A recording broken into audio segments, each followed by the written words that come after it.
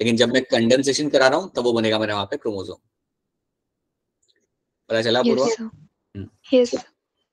Alright, so let's start. जब से आप लोगों ने इनिशिएटिव लेके बताना चालू किया है कि कोई क्लास के बाहर जाएगा तो वापस आ जाना, उसके बाद वो किसी को क्लास के बाहर भेज ही नहीं रहा जनरली आपका Google Meet. It is ensuring that सब लोग रहे। चलिए, अच्छी बात है।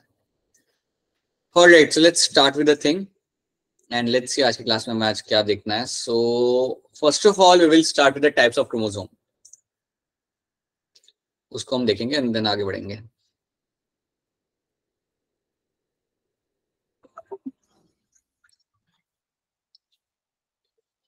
We don't have Abhishek, right? No Abhishek in the class. All right.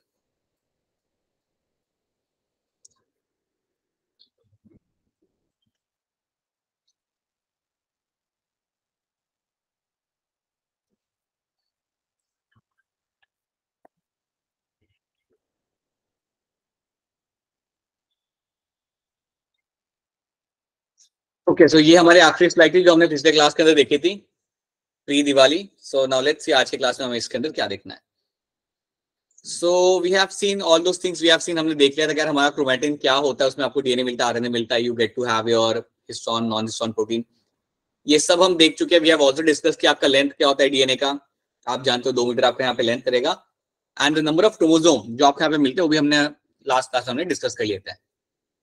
Now we have seen all those things, और इवन मैंने आपको डिस्कस किया था यहाँ पे कि you have this primary constriction, that is my centromere.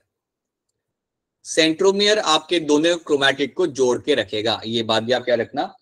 Centromere का basically आपका यहाँ पे काम होता है कि आपके दोनों क्रोमैटिड को यहाँ पे आपका वो जोड़ के रखता है। Now after this let me tell you one more thing over here. एक और चीज हम यहाँ पे बात कर लेते उसके बारे में, वो आपका यहाँ पे होगा अबाउट माई सेकेंडरी कंस्ट्रिक्शन।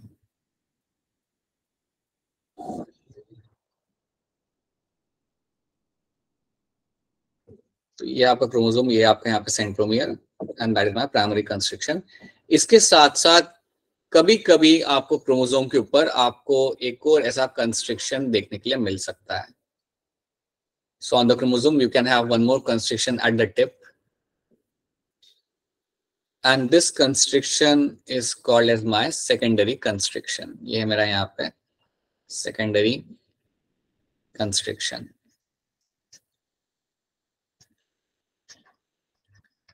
अब सेकेंडरी कंस्ट्रिक्शन जो आपका यहाँ पे लगा हुआ है आपके टिप के ऊपर, इसको हम बोलते हैं यहाँ पे एज अ सैटेलाइट।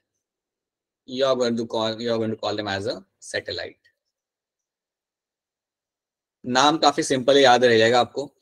इतना याद रखना कि सैटेलाइट आपको हर जगह देखने के लिए आपको नहीं मिलता। सैटेलाइट आपको कुछ क्रोमोसोम्स के ऊपर आपको मिलेगा देखने के लिए, और सबके ऊपर आपको ये मिलेगा देखने के लिए नहीं। क्या काम करता है सैटेलाइट, क्या पर्पस होता है, ये सब आपको अभी जानना नहीं है। That is something you will study that later. But याद रखना satellite is my secondary constriction, जो आपको क्रोमोसोम के ऊपर आपको देखने के लिए मिल जाता है। सो आपके जितने भी क्रोमोसोम होते हैं, you have your 23 pairs of chromosome.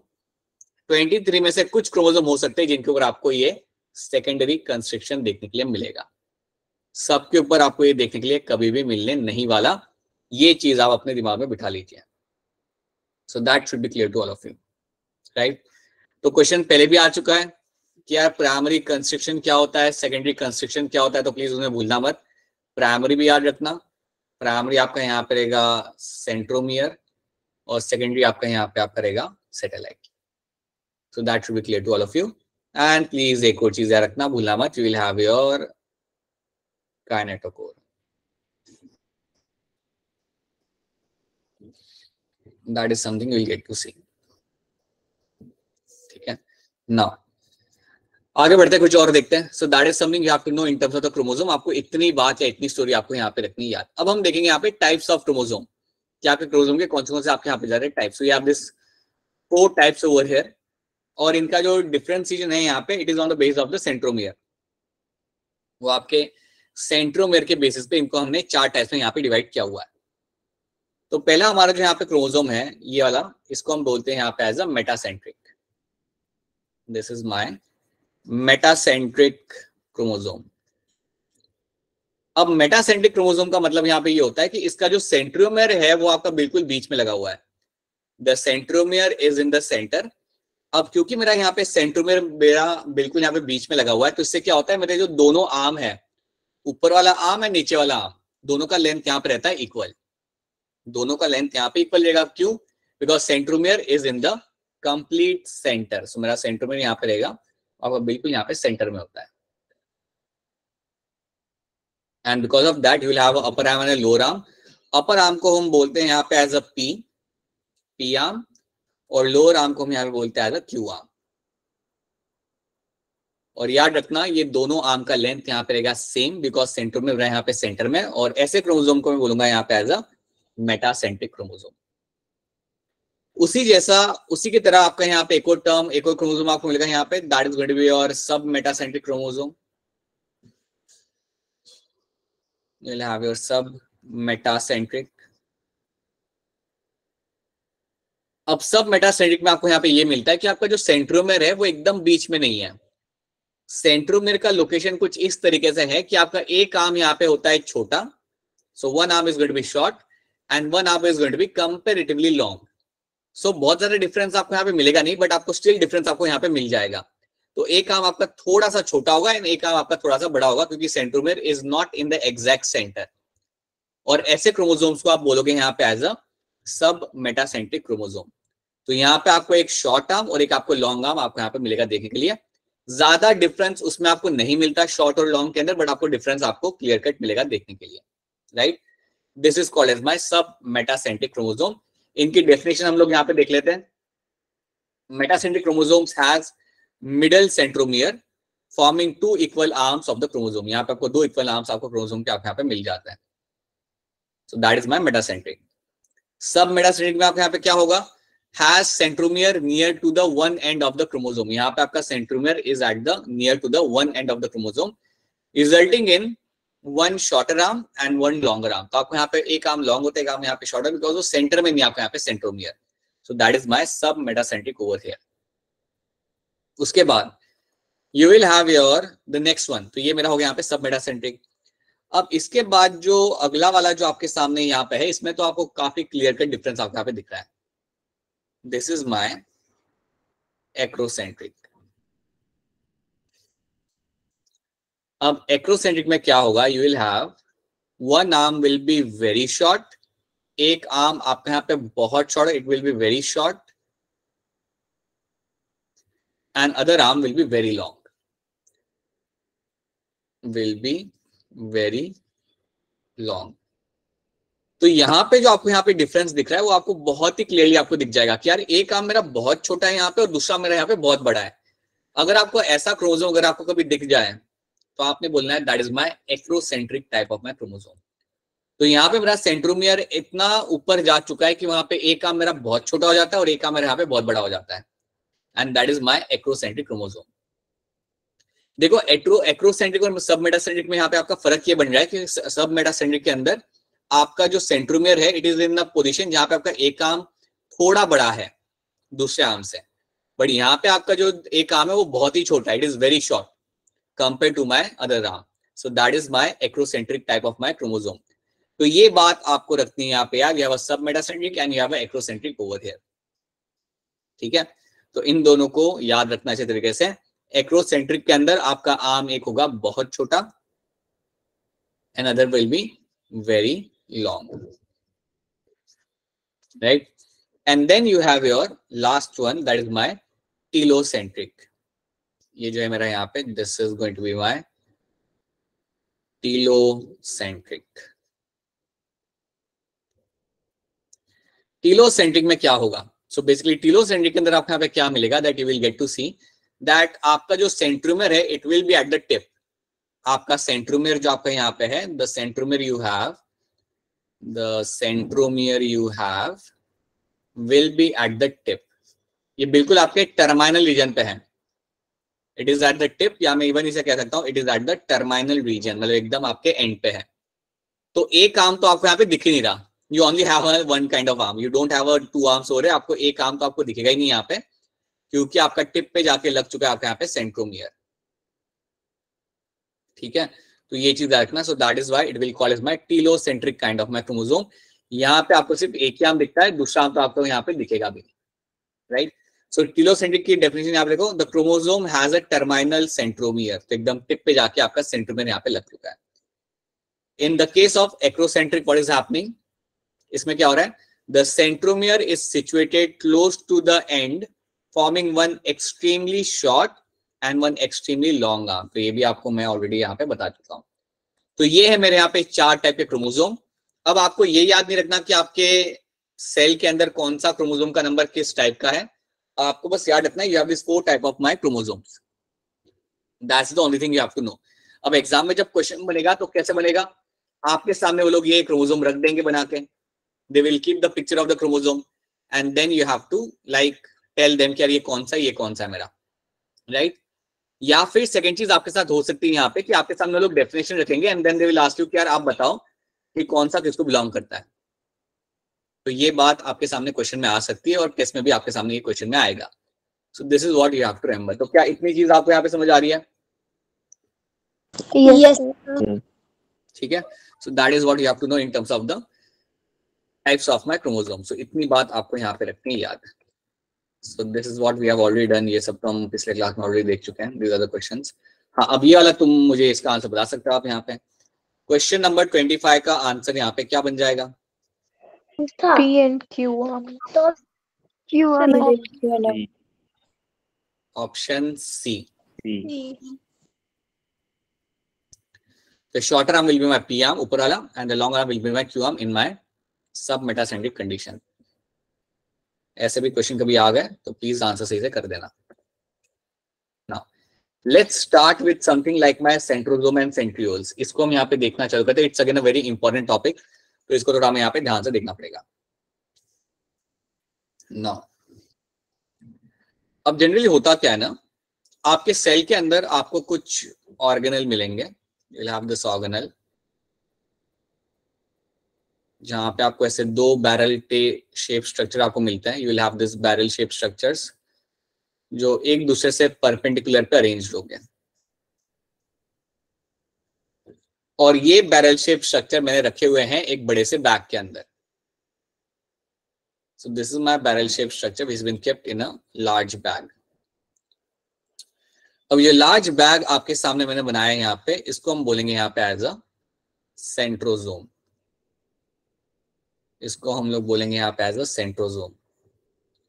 और ये जो बैरल शेप स्ट्रक्चर आपके सामने यहाँ पे बने हुए हैं, these are called as my centrioles. ये जो स्ट्रक्चर मैंने यहाँ पे बना के रखे हुए हैं आपके यहाँ पे, you call them as a centrioles. Repeat करना। आपके सामने यू विल हैव दिस, आपके सेल के अंदर आपके सामने यहाँ पे 2 बैरल शेप स्ट्रक्चर आपके सामने, और ये जो बैरल शेप स्ट्रक्चर आपके सामने हमने बना के रखे हुए हैं, they are like perpendicular to each other. उनकी प्लेसमेंट ऐसी होती है, they are perpendicular to each other. और इनको हमने रखा है एक बड़े से बैग के अंदर। इनको रखा है हमने यहाँ पे एक बड़े से बैग के अंदर। तो ये जो बड़ा सा बैग है, इसको मैं बोलूंगा यहाँ पे एज अ सेंट्रोसोम। और जो 2 मेरे यहाँ पे बैरल शेप स्ट्रक्चर जो मैंने रखा बना के रखे हुए मैंने यहाँ पे, you call them as a centrioles. तो इतनी बात पहले आपको यहाँ पे याद रखनी है।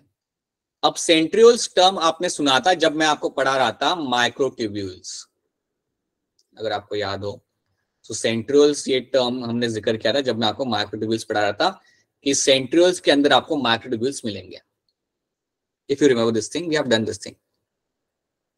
याद आ रहा है नहीं यार आपको ये बात? Yes, sir. Yes, sir. We have done this already, right. Centrioles के अंदर आपको यहाँ पे माइक्रोट्यूब्यूल्स आपको मिलते हैं देखने के लिए। अब इसको आप इस तरीके से आप समझो इसे, सी यू हैव दिस सेंट्रियोल्स, और इनका एक मेजर काम क्या होता है यहाँ पे, they are going to play important role in formation of the spindle fibre.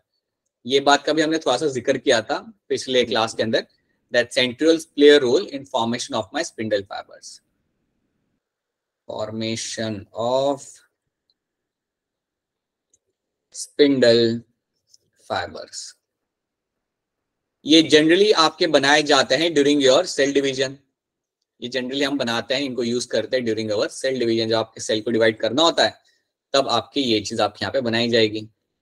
This is what you will be finding happening in this, right. तो ये बात आपको रखनी है यहाँ पे याद कि यार इनका काम क्या होता है। So they are known to form the spindle fibre, जिन्हें हम सेल डिवीजन के टाइम पे हम उन्हें यूज करेंगे, ठीक है। अब क्योंकि मैंने आपको पहले ही बताया था कि इनके अंदर आपके होते हैं microtubules, so you will have the presence of the microtubules inside them. अब क्योंकि आपको इनके अंदर माइक्रोट्यूब्यूल्स मिल रहे हैं, इतना तो आपको पता चल गया। अब आप यहाँ पे इमेजिन करो कि आप इनको इलेक्ट्रॉन माइक्रोस्कोप के अंदर इन्हें आप ऑब्जर्व कर रहे हो, तो इनके माइन्यूट स्ट्रक्चर्स को या इनका जो कोर स्ट्रक्चर है उसे आप करते हो ऑब्जर्व। सो इमेजिन कर लो आप थोड़ा सा कि आप इसके कोर स्ट्रक्चर को आप ऑब्जर्व कर रहे हो। तो जब आप इसके कोर स्ट्रक्चर को ऑब्जर्व करो तो आपको कुछ यहाँ पे दिखेगा। You will find something like this. जब आप यहाँ पे कोर स्ट्रक्चर को ऑब्जर्व करोगे इसके, तो आपको कुछ स्ट्रक्चर आपको इस तरीके से दिखता है अंडर द इलेक्ट्रॉन माइक्रोस्कोप। अब ये स्ट्रक्चर यहाँ पे क्या है, इसको आपको समझना पड़ेगा। It is a very important structure जो आपको यहाँ पे ध्यान से समझ के आना चाहिए। तो सब लोग यहाँ पे ध्यान से ध्यान दो, सब लोग यहाँ पे ध्यान दो। So what will be happening here ना, यू विल हैव, अगर आप यहाँ पे ध्यान से देखोगे तो आपके पास यहाँ पे 3-3 करके कुछ लगा हुआ है। ये आप दिस ट्रिपलेट आप यहाँ पे बने हुए हैं। अब ये जो ट्रिपलेट आपके सामने यहाँ पे लगे हुए हैं ना, they are the triplet of my microtubules, right. यहाँ पे लेबल भी क्या हुआ है, these are my triplet of my microtubules। so ये मेरे microtubule in the triplet, they are my microtubules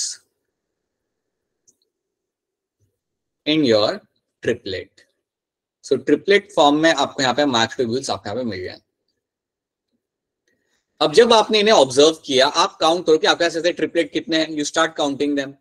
सो जैसे आप इन्हें काउंट करना चालू करोगे, so it will like you have this 1 triplet, 2, 3, 4, 5, 6, 7, 8 and 9। तो आपके सामने यहाँ पे 9 ट्रिपलेट हैं, राइट। तो पेरीफेरी के अंदर, कोने के अंदर आपको यहाँ पे 9 ट्रिपलेट्स आपको यहाँ पे मिल जाए। अब अगर आप इसको ध्यान से देखोगे तो सेंटर में आपको यहाँ पे कुछ दिखेगा। तो सेंटर में बेसिकली आपके सामने जो है ना, यहाँ पे जिसको हमने लेबल किया as a central hub, central hub जो है आपके यहाँ पे आपको प्रोटीन मिलता है यहाँ पे। So you have a presence of a protein. So central hub में you will have a presence of a protein, but microtubule आपको बीच में आपको नहीं मिलेगा। सेंटर के अंदर आपको माइक्रोट्यूब्यूल यहाँ पे आपको देखने के लिए आपको नहीं मिलने वाला। सेंटर में you have the presence of a protein, but it's not microtubule। और सेंटर में जो आपका प्रोटीन है यहाँ पे, उसको हम एक कलेक्टिवली नाम देते हैं यहाँ पे as a central hub. This region over here is called as my central hub. अब आपको यहाँ पे याद ये रखना है, the thing which you have to remember here is कि आपके पेरीफेरी में आपके पास है 9। पेरीफेरी के अंदर आपके पास कितने ट्रिपलेट है, यू हैव द 9 ट्रिपलेट। तो आप यहाँ पे लिखोगे, you will write something like 9 + 0। अगर आपसे कोई पूछता है कि आपका अरेंजमेंट क्या है, सेंट्रियोल्स के अंदर आपका अरेंजमेंट क्या है, देन आपका आंसर यहाँ पे होगा 9 + 0। तो 9 बेसिकली आप बता रहे हो that I have my 9 triplets. तो मैं यहाँ पे मेंशन करता हूँ, अगर आप 9 पे यहाँ पे बात कर रहे हो, then you are actually telling them that you have your 9 and that too in the triplet form. ये जो 9 आपके सामने यहाँ पे, that in the triplet form. 3 लगे हुए ना वहां पे, so that in the triplet form. और 0 पता है यहाँ पे क्या बता रहा है, 0 बता रहा है सेंटर की condition. So 0 is actually telling us about me the centre वाला status. So in the centre you have 0 microtubule. Centre में आपके पास कोई भी माइक्रोट्यूब्यूल यहाँ पे नहीं है, you have nothing in the centre. And centre में जो भी आपको यहाँ पे मिल रहा है, you called as a central hub. आपको सिर्फ सेंट्रल हब आपको बीच में यहाँ पे दिख रहा है, और सेंट्रल हब में आपको प्रोटीन मिलेगा, but that is not microtubule. Central hub में आपको यहाँ पे प्रोटीन मिलेगा देखने के लिए, but that protein is not my microtubule. ये बात आपको यहाँ पे याद रखनी है। सो 9 आपको मिलेंगे ट्रिपलेट पेरीफेरी के अंदर। चार जो ट्रिपलेट आपको यहाँ पे दिख रहे हैं, it is in the periphery. ये आपको मिलेंगे यहाँ पे पेरीफेरी के अंदर, ठीक है। और सेंटर में आपको कुछ नहीं मिल रहा। सेंटर में बेसिकली आपको प्रोटीन मिल रहा है, सेंट्रल हब मिल रहा है, but no microtubule is been seen over here. तो इसलिए आपको याद रखना हमेशा कि अगर आपसे पूछा जाए क्या सेंट्रियोल्स में अरेंजमेंट क्या होता है, तो आप सेंट्रियोल्स का जो कोर अरेंजमेंट आप लिखोगे वो आपका होगा यहाँ पे हमेशा 9 + 0।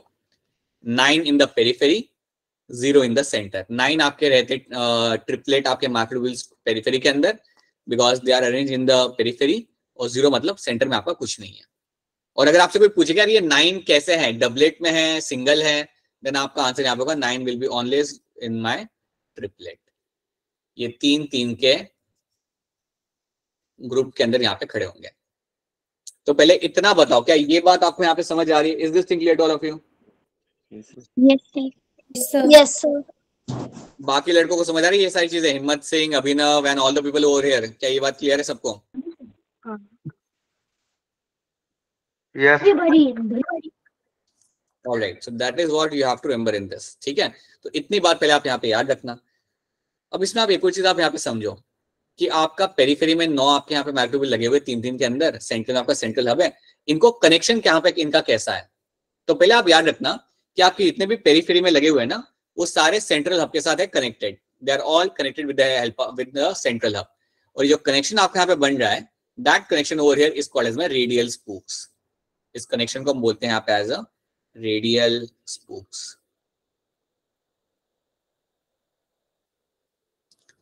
सो रेडियल स्पूक्स की मदद से क्या हो रहा है कि आपके जितने भी पेरीफेरी में आपके यहाँ पे लगे हुए हैं आपके माइक्रोट्यूब्यूल्स, वो सेंट्रल हब के साथ हो रहे हैं connected, they are all getting connected. ये जो आपको ब्लू कलर की लाइन आपको दिख रही है, this are my radial Spooks.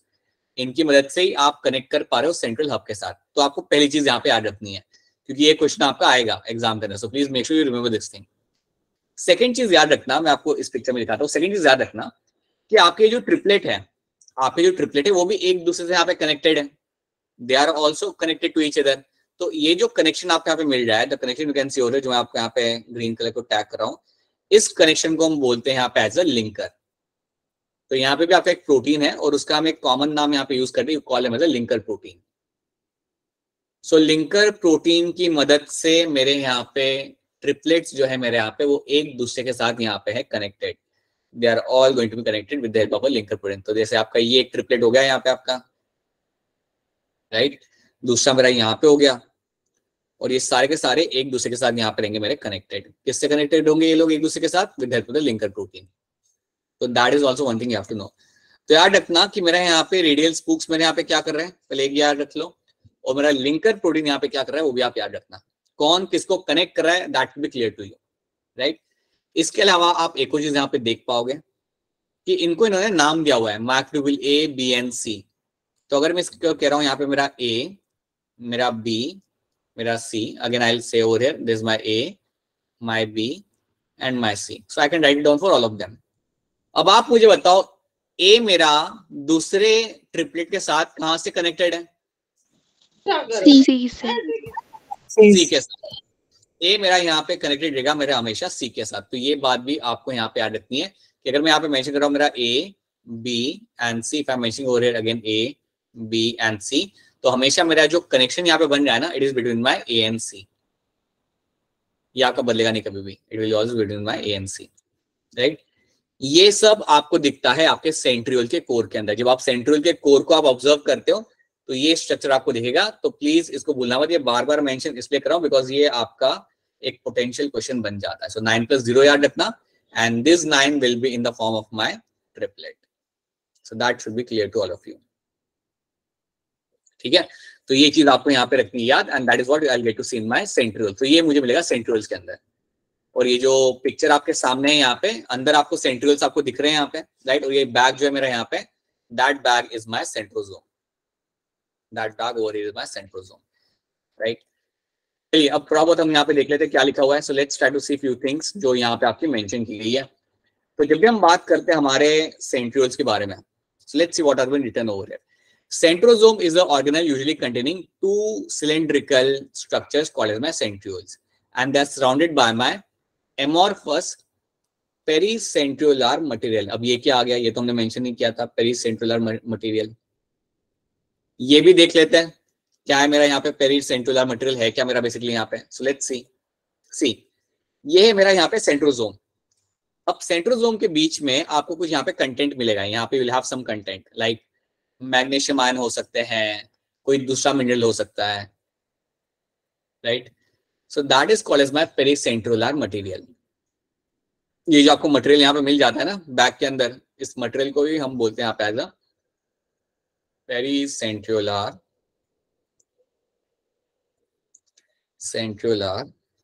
Material.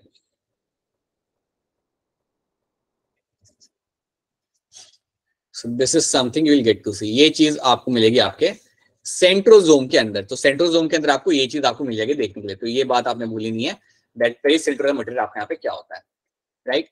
फिर यहाँ पे क्या लिखा हुआ है, centrioles in the centrosome lie perpendicular to each other. ये they are perpendicular to each other, वो मैं आपको ऑलरेडी मेंशन कर चुका हूँ, they are going to be perpendicular to each other, ठीक है। And which to each other in which has a organization like a cartwheel. कोई बताएगा ये cartwheel क्या होता है? Anyone can tell me what is actually cartwheel? Anyone? काट के साथ जो व्हील होता है, कार्ट के अंदर जो व्हील होता है, तो वही तो मैंने हिंदी में वो ऐसा तो मैं भी बता देता बेटा। सो ये कार्ट व्हील कहाँ मिल रहा है तुम्हें देखने के लिए? कार्टव्हील इज समथिंग लाइक जैसे आपकी गाय होती है या घोड़ा होता है, तो उसके साथ जो हम अटैच करते हैं, राइट, जिसे हम बग्गी कहते हैं, तो उसके अंदर आपको एक कार्टव्हील मिलेगा, right. You don't find them in the car, you find them in all those पुराने जमाने के जो हमारे मोड ऑफ ट्रांसपोर्टेशन थे, उसके अंदर आपको मिलेगा। So that is going to be the cartwheel over here. वो आपके यहाँ पे हो जाता है, आपके यहाँ पे cartwheel, that is going to be the cartwheel.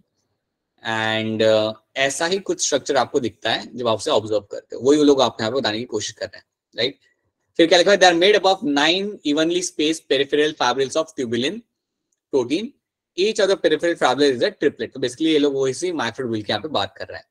सो अब ये सब आप लोग जानते हो। The central part of the proximal region of the central is also proteinaceous. जो सेंट्रल पार्ट आपका रहता है वो आपका प्रोटीन से बना हुआ है, और उसे हम बोलते हैं यहाँ पे as a hub, which is connected with the tubule of the peripheral triplet by radial spokes। ये radial spokes की मदद से बीच के प्रोटीन के साथ अपने आप को करेगा यहाँ पे connect, right. The centrioles form the basal body of cilia and the flagella। अब इस चीज को आप करेंगे ignore, apparently you can ignore this वाला सेंटेंस, ये मैं आपको बाद में बताऊंगा। So पहले तो आपको इतनी चीजें यहाँ पे रखनी है याद, these are the few things you have to know। अगर आपको इतनी चीजें याद रह पा रही है या अगर आप समझ पा रहे हो, then surely आप इनके क्वेश्चंस आप सॉल्व कर पाओगे। You won't miss out on the question based on this। ये आगे देखते हैं। So that is something we have done in terms of the centrioles। अब हम हमारी स्टोरी यहाँ पे स्टार्ट करते हैं। Let's try to understand। ये हमारा वापस सेंट्रियोल आ गया। Let's understand flagella and cilia। अब बात करते हैं हमारे flagella and cilia की, and let's see कि ये लोग यहाँ पे करते क्या हैं। Let's understand। तो पहले तो आप लोग मुझे ये बताओ कि यार cilia और flagella का काम क्या होता है, इनका जनरली रोल होता क्या है? लोकोमोशन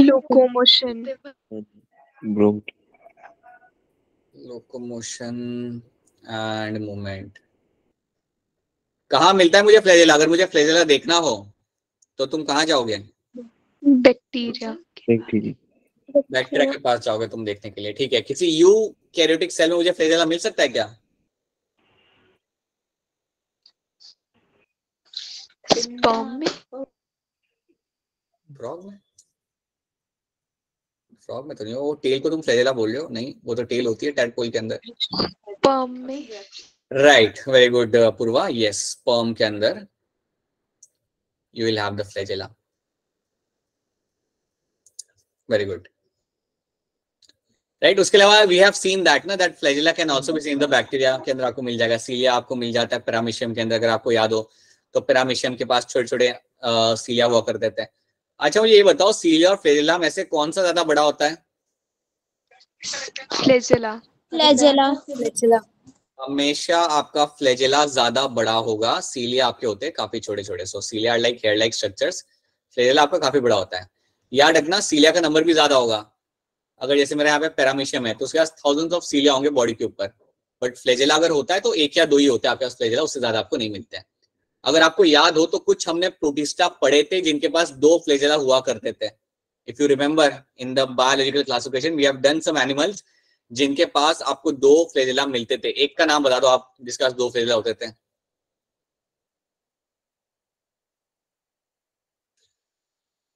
एक भी नाम याद नहीं आ रहा? बहुत बढ़िया बेटा, बहुत बढ़िया। क्या किसी ने आपको डिनोफ्लेजेलेट्स पढ़ाए थे? नहीं पढ़ाए थे? एल्गे नहीं बेटा, प्रोटिस्टा, डिनोफ्लेजेलेट्स याद है कुछ? डिनोफ्लेजेलेट्स लोगों को याद नहीं आ रहे बहुत। यस सर, ट्रांसवर्स और वो, हाँ ट्रांसफर जो लॉन्जिट्यूडिनल फ्लैजेला इसके अंदर आता था आपके यहाँ पे। Then we also had someone like your, if you remember, you have this Euglena। Yes, इसमें भी आपको 2 फ्लैजेला मिलता था, एक काफी लॉन्ग होता था, एक काफी शॉर्ट होता था, but used to have this 2 flagella. ठीक है। अब फ्लैजेला का याद रखना कि इनका काम क्या होता है, लोकोमोशन इनका काम होता है। हमें यहाँ पे करना क्या है ना, कि अगर आप फ्लैजेला का कोर स्ट्रक्चर देखते हो तो कैसा दिखेगा, that is something we have to see, right. Role हमें मालूम है, हम इसका कोर स्ट्रक्चर क्या होता है, कैसे दिखता है, that is something we will try to understand. अब वो समझने के पहले आप एक बात यहाँ पे समझो कि फ्लैजेला बनता किस में से। तो आपके जो सेंट्रियोल्स होते हैं, the centrioles you have, so आपके जो सेंट्रियोल्स होंगे, centrioles are converted into something known as my basal body. इनको बना, इनमें से आपका बनता है something known as your basal body. और ये जो बेसल बॉडी आपके यहाँ पे बनाई जाती है, इस बेसल बॉडी के अंदर से आप बनाते हो आपका यहाँ पे आपका फ्लैजेला। तो हमेशा याद रखना कि सेंट्रियोल्स जो आपके होते हैं उनमें उनको हम कन्वर्ट करते हैं इनटू द बेसल बॉडी, और इस बेसल बॉडी के अंदर से फिर आप अपना फ्लैजेला या सीलिया आप अपने यहाँ पे बना सकते हो। इनमें से आप अपना इधर फ्लैजेला या अपना सीलिया आप यहाँ पे अपने हिसाब से, अपनी मर्जी के हिसाब से आप उन्हें बना सकते हैं। तो अगर आपसे कोई कहता है कि यार सेंट्रियोल्स की मदद से हम फ्लैजेला बनाते हैं, ना आपकी बात यहाँ पे सही है, that centrioles will convert into basal body, और उसमें से फिर आप अपना फ्लैजेला बनाते हो। अब फटाफट में जाता हूँ कि सेंट्रियोल्स के अंदर आपका अरेंजमेंट क्या था? 9 + 0 9 + 0 आपका था यहाँ पे आपका अरेंजमेंट। बिल्कुल सी बात है। 9 आपके जो थे वो किस में थे, डबलेट में थे या ट्रिपलेट में थे? Triplet triplet. और ये बता दो कि जो 9 आपके थे यहाँ पे वो थे क्या, बेसिकली है क्या 9? माइक्रोट्यूब्यूल्स। माइक्रोट्यूब्यूल्स। ठीक है, क्या मुझे सेंटर में माइक्रोट्यूब्यूल यहाँ पे मिल रहा है? No sir. मुझे कोई सेंटर में माइक्रोट्यूब्यूल यहाँ पे मुझे नहीं मिला, ये बात आप यहाँ पे देख सकते हो। ठीक है, so that is my centrioles का अरेंजमेंट। जब आप फ्लैजेला का कोर देखते हो ना निकाल के, when you observe the core of the flagella, then you will find something else in that. Flagella का अगर आप कोर ऑब्जर्व करोगे, then it will have the arrangement of 9 + 2। अब ये अरेंजमेंट देख के आपको एक चीज समझ आती है कि यार पेरिफेरी में तो 9 ही है, सेंटर में आपके आ रहे 2 माइक्रोट्यूब्यूल। सेंटर में you will have the 2 microtubule in the centre, that is the first thing you have to know. और दूसरी चीज याद रखना कि जो आपके 9 होते हैं ना इसके अंदर, they are in the form of my doublet. ये आपके डबलेट के फॉर्म में आपके रहेंगे। यहाँ पे आपको ट्रिपलेट फॉर्म नहीं मिलने वाला, you will have the doublet form. तो ये बात आपने रखनी है यहाँ पे याद कि यहाँ पे आपको डबलेट मिलेंगे, आपको ट्रिपलेट आपको नहीं मिलेंगे। तो इसके स्ट्रक्चर को हम यहाँ पे देखते हैं। So let's try to see the structure over here. See, जब आप इस स्ट्रक्चर को ऑब्जर्व करते हो तो अगर आप बाहर देखोगे दैट आपके यहाँ पे 2-2 लगे हुए, आपके यहाँ पे डबलेट फॉर्म में आपके माइक्रोट्यूब्यूल यहाँ पे लगे हुए हैं। चलिए काउंट कर लेते हैं कितने हैं टोटल। वो लोग तो कह रहे हैं 9 है, हम लोग भी काउंट कर लेते हैं कंफर्मेशन के लिए। You have this 1, you have this 2, then you have this 3, then 4, 5, 6, 7, 8 and 9। तो हाँ जी बिल्कुल आपके यहाँ पे 9 आपको यहाँ पे मिल जाए। So 9 doublets will get to see. So 9 doublet आपको यहाँ पे दिख रहा है। सेंटर में आप देख सकते हो, तो आपको सेंटर में 2 चीज का याद रखना है यहाँ पे। ये जो रेड कलर की जो लाइन्स बना के रखी हुई, इसको हम कहते हैं सेंट्रल शीथ। ये जो रेड कलर के जो आपको डिमार्केशन यहाँ पे दिया हुआ है हमने यहाँ पे, इसको हम लोग बोलेंगे यहाँ पे as a central sheath. You call them as a central sheath. ठीक है, so that is something you have to know कि आपका हो जाता है यहाँ पे आपका सेंट्रल शीथ। अब इस सेंट्रल शीथ जो आपको यहाँ पे दिख रही है, उसके अंदर आपको मिलेंगे आपके 2 microtubule. You can see over here आपके 2 माइक्रोट्यूब्यूल यहाँ पे लगे हुए हैं। सो एक ऐसा गोल सा बना हुआ है, दूसरा भी आपका गोल सा ही बना हुआ है। So you can see 2 microtubules within the central sheath। तो ये बात क्या रखना कि सेंट्रल शीथ के अंदर आपके यहाँ पे 2 माइक्रोट्यूब्यूल आपके सामने यहाँ पे लगे हुए हैं, और ये दोनों के दोनों एक दूसरे से हैं यहाँ पे कनेक्टेड। तो ये कनेक्शन भी याद रखना, that connection over here is called as my bridge. इस कनेक्शन को हम यहाँ पे बोलते हैं एज अ ब्रिज। ये बात याद रखना। तो आप यहाँ पे सेंटर में देख सकते हैं, यहाँ पे सेंट्रल ब्रिज यहाँ पे लेबलिंग किया हुआ है। सो 2 माइक्रोट्यूब्यूल मेरे सेंटर के अंदर है, और they both of them are connected with the help of my bridge. इसे हम कहते हैं यहाँ पे एज अ सेंट्रल ब्रिज, या ब्रिज भी आप इसे बोल सकते हो। ठीक है, नेक्स्ट क्वेश्चन मेरा यहाँ पे ये आता है, क्या मेरे पेरीफेरी में लगे हुए माइक्रोट्यूब्यूल्स क्या मेरे सेंटर के साथ कनेक्टेड है? देन आंसर इज यस, वो मेरे सेंटर के साथ यहाँ पे कनेक्टेड है। और यहाँ पे भी जो मेरा कनेक्शन बनेगा, that is form with the help of my radial spokes. यहाँ पे भी जो मुझे कनेक्शन मेरा मिलता है यहाँ पे, that is because of my radial spokes. तो ये बात आपने भूलनी नहीं है कि आपके जो डबलेट्स यहाँ पे लगे हुए हैं वो सारे के सारे सेंटर के साथ कनेक्टेड होते हैं with the help of my radial spokes. अब मैं आपसे पूछना चाहूंगा कि जो मेरे डबलेट है यहाँ पे वो एक दूसरे के साथ कैसे होंगे connected, how they are connected with each other? वो नहीं, ये जो मेरे डबलेट है, एक डबलेट दूसरे के साथ कैसे कनेक्टेड है मेरा यहाँ पे? एक डबलेट दूसरे डबलेट के साथ यहाँ पे कैसे कनेक्टेड है, किस तरह से कनेक्टेड है? ए और सी। नहीं बाबा, तुम समझो मेरी बात को, वो क्या कनेक्शन को क्या बोलते हैं यहाँ पे? Linker protein. Linker protein. So your one doublet is connected to another doublet with the help of my linker protein. वो मेरा यहाँ पे कनेक्टेड है with the help of my, ये जो ग्रीन कलर का आपको यहाँ पे दिख रहा है ना, छोटा छोटा ग्रीन कलर का, that is my linker protein. Again नाम यहाँ पे बदलेगा नहीं, यहाँ पे नाम वही आएगा, that is called as my linker protein. यहाँ पे सी तो है ही नहीं, यहाँ से ए और बी का ही कनेक्शन है, ठीक है, यहाँ पे सी की बात ही नहीं होगी, दो लोग ही है ना।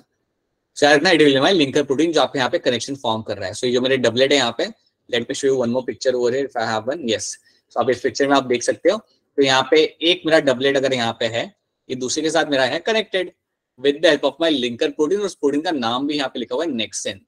इतना अगर आपको याद नहीं रहा तब भी चलेगा, बट याद रखना that protein is called as my linker protein. उसका एक जनरल नाम होता है वहां पे लिंकर प्रोटीन। तो कुछ बदला नहीं है, लिंकर प्रोटीन अपना काम कर रहा है जैसा आपका सेंट्रियोल्स में था, और आपके डबलेट आपके सेंटर के साथ कनेक्टेड है with the help of your particular radial spokes. ठीक है, ये जो सेंटर में आपका जो आ रहा है यहाँ पे लेबल पे क्या हुआ है, that is my radial spokes. तो ये चीज आपको यहाँ पे याद रखनी है। अगर आपसे कोई कह रहा है कि फ्लैजेला के अंदर सेंटर में माइक्रोट्यूब्यूल्स नहीं मिलते हैं, देन आंसर वो गलत है। सेंटर में आपको यहाँ पे माइक्रोट्यूब्यूल्स मिलेंगे, और अगर आपसे कोई पूछे कितने मिलेंगे, देन यू विल से 2। और इसलिए हम यहाँ पे जो अरेंजमेंट लिखते हैं इसका, इसके कोर का, दैट इज माय 9+2 अरेंजमेंट। और जो 9 मेरे यहाँ पे है, they are going to be your in the form of my doublets. और जो 2 मेरे यहाँ पे है, this 2 over here will be in the centre. अब मुझे फटाफट बता दो कि जो सेंटर में 2 लगे हुए माइक्रोट्यूब्यूल वो एक दूसरे से कैसे कनेक्टेड है? Central bridge. सेंट्रल ब्रिज, किसी ने हैंड रेज किया था? नहीं। So you will have your central bridge, और उसके वजह से आपके 2 चीजें आपके यहाँ पे connected. So both of them will be connected with each other with the help of your central bridge, और you can simply call them as a bridge. और क्या इनके आसपास मुझे कोई कवरिंग मिल रही है? Yes, And that covering over here is called as my central sheath. इसको हमने बोलना है यहाँ पे एज अ सेंट्रल शीट। बस इतनी सी स्टोरी आपको यहाँ पे रखनी है याद, that is the thing you have to know. अगर आपको इतना याद रख सकते हो, देन अगेन आपको यहाँ पे क्वेश्चन सॉल्व करने में आपको दिक्कत नहीं आएगी। तो क्या ये वाली कहानी आपको यहाँ पे समझ आ रही है? Is this thing clear to all of you? yes sir. कैसे मेरे सेंट्रल्स में से फ्लैजेला बनता है? बॉडी बनती सबसे में रखा है यहाँ पे basal body, and then from the basal body I can make a flagella और सीलिया आउट ऑफ इट। ठीक है, अगर मैं आपसे पूछूं कि 9+0 अरेंजमेंट आपको कहाँ मिलेगा, तो आपका आंसर क्या होगा? सेंट्रियोल्स में। Centrioles will have 9+0 arrangement. ठीक है, अगर मैं आपसे पूछूं अगर मैं आपसे पूछूं क्या ये सेंट्रल हब तब मुझे कहाँ मिलेगा देखने के लिए, तो आप क्या आंसर दे सकते हो? राइट, सेंट्रियोल्स के अंदर मुझे सेंट्रल हब मुझे मेरा टर्म देखने के लिए मुझे यहाँ पे मिल जाएगा। अगर मैं आपसे पूछूं कि यार ये रेडियल स्पूक्स क्या करते हैं, आपका आंसर यहाँ पे क्या होगा? Connection between what? Microtubules and central. Yes, microtubules and the centre part. मेरा कनेक्शन यहाँ पे बनेगा between the microtubule and centre part, that is my radial spokes. अगर मैं आपसे पूछूं कि यार लिंकर मेरा क्या कर रहा था, तो आप क्या बोल सकते हो? Connection of 2 microtubules. Connection between the microtubule, जितने मेरे यहाँ पे माइक्रोट्यूब्यूल्स है उनके बीच में जो कनेक्शन होता है उसे हम कहते हैं यहाँ पे एज अ लिंकर। ठीक है, किसी को क्या हो गया? सृजन क्या हो गया बताइए?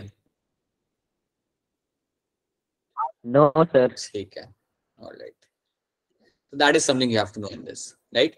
अब एक काम करते हैं, इसका थ्योरी देखने के पहले 1-2 क्वेश्चन सॉल्व करके देख लो कि आपसे हो रहे क्वेश्चन या नहीं हो रहे। हैंड रेज करना पड़ेगा आपको यहाँ पे आंसर देने के लिए। Both cilium and flagella emerges from the centriole like structure which is called as, और हैंड रेज करेंगे आप लोग यहाँ पे हैंड रेज यहाँ पे कुछ बच्चों ने यहाँ पे किया है। समृद्धि बताइए क्या आंसर होगा इसके अंदर? Basilic body speed. Bezel body आप यहाँ पे कह रहे हैं समृद्धि। ऑलराइट, ठीक है, ट्रू। चलिए और देखते हैं यहाँ पे एक और क्वेश्चन देखते हैं। हैंड रेज करना पड़ेगा आपको इसके लिए। The central part of proximal region of the centriole is also proteinaceous is called as. Hand raise करना पड़ेगा आपको इसके लिए। बताइए Anju. Sir, option C. Anju कह रही है यहाँ पे ऑप्शन सी, लेकिन मुझे डाउटफुल लग रहा है तो मैं पूछूंगा वापस से। समृद्धि वर्मा बताइए।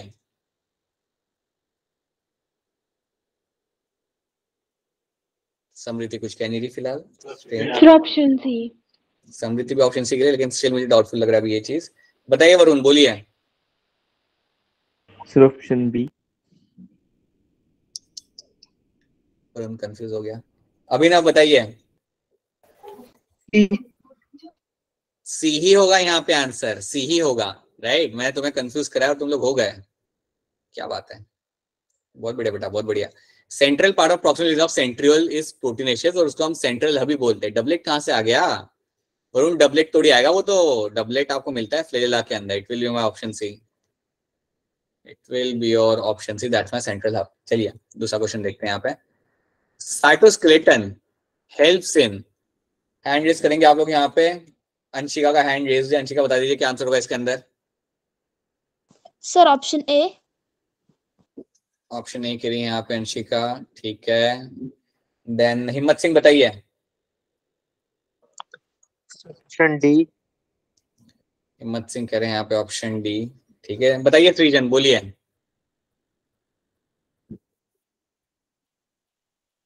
बताइए सृजन। लगता है सृजन से हम लोग कनेक्ट नहीं कर पा रहे। कनिका चौधरी बताइए। Sir option D. Alright, option D आप लोग का यहाँ पे सही आंसर है। See all the roles are in perform by cytoskeleton, providing mobility to the cell, maintenance of the cell shape, mechanical support to the cell. हर एक चीज मेरे यहाँ पे साइटोस्केलेटन आपको करके देता है। सो यस, ऑप्शन डी मेरा बनेगा as the correct answer. So it was a simple question which most of you have answered this. अब ये क्वेश्चन आपको ध्यान से देखना पड़ेगा। स्टेटमेंट वाला क्वेश्चन है, ध्यान से पढ़िए and then you have to give me the correct answer. Find out the incorrect statement. आपको इनमें से इनकरेक्ट स्टेटमेंट आपको निकाल के बताना है मुझे। हैंड रेज करिएगा क्वेश्चन देखने के बाद ध्यान से। अक्षरा क्वेश्चन ध्यान से देख लिया? अक्षरा भी देख रही है। अक्षरा से हम कनेक्ट नहीं कर पा रहे। बताइए अक्षरा क्या आंसर होगा इसके अंदर 147 का?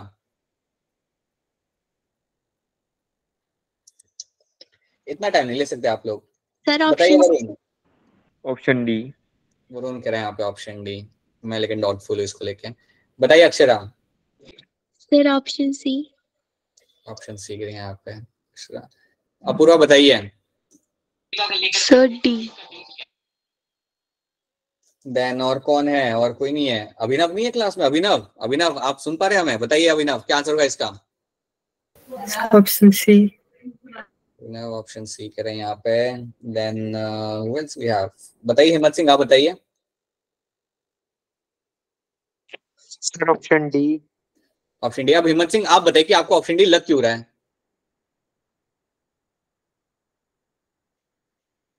बोलिए आपको क्यों ये इनकरेक्ट स्टेटमेंट लग रहा है, बताइए।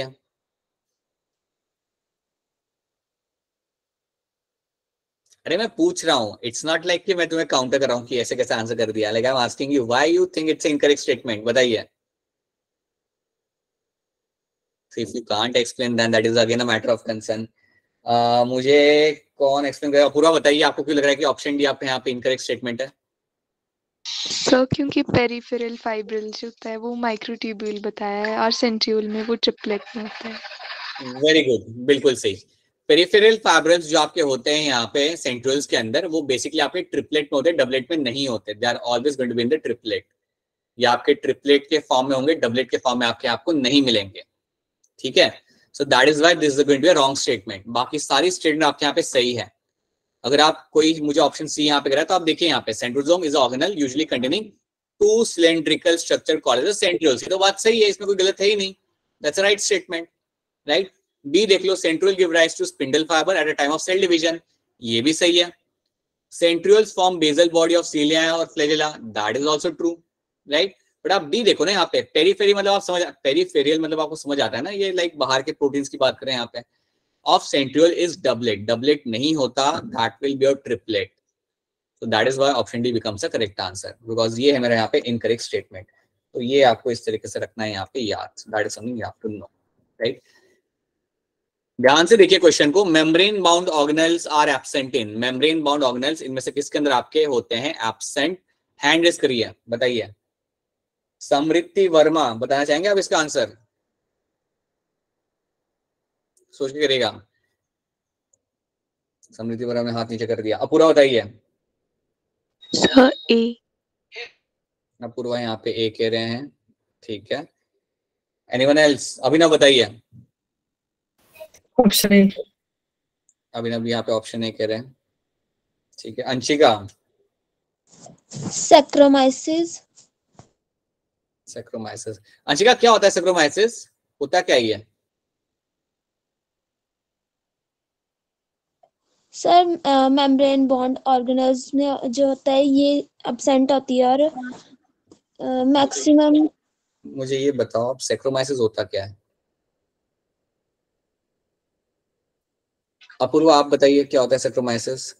सर ईस्ट होता है। अच्छा ठीक है अपूर्व, आपने एक बात तो सही बोल दी यहाँ पे, सैक्रोमाइसिस मेरा यहाँ पे होता है ईस्ट। अब अपूर्व मुझे ये भी बता दो कि ईस्ट मेरा प्रोकैरियोटिक सेल होता है यूकैरियोटिक सेल होता है?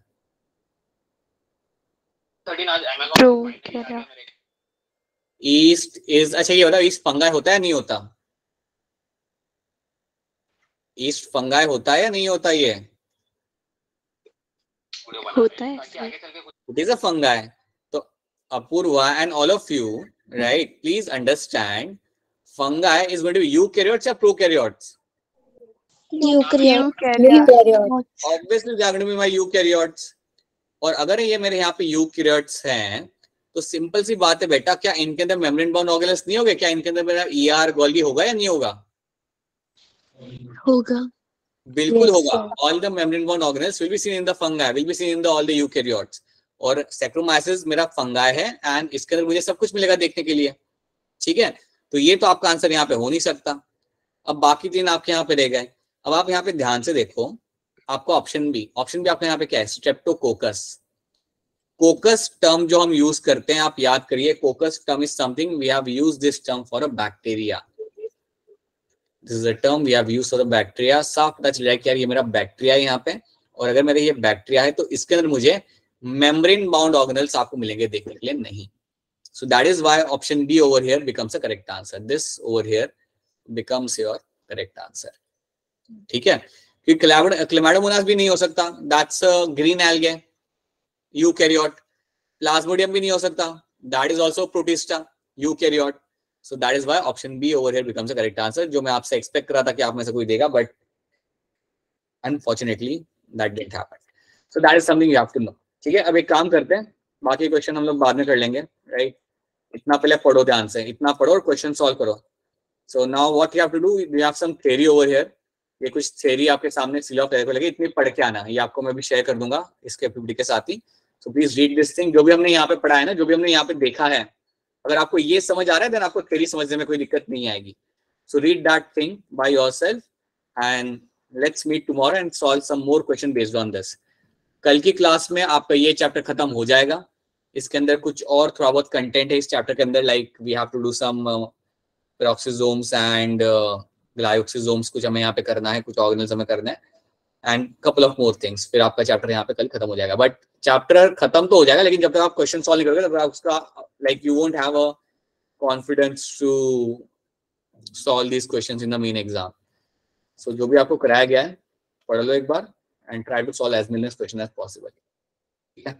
टू डू दैट प्लीज ये मत करना कि अभी फेस्टिव सीजन है तो थोड़ी पढ़ाई को कॉम्प्रोमाइज कर रहे हो, ऐसा मत करना, बिकॉज फेस्टिव सीजन के अंदर ही तुम्हारे जो कंपटीशन में लोग हैं वो ही काम कर रहे हैं। So please make sure you also do the same thing.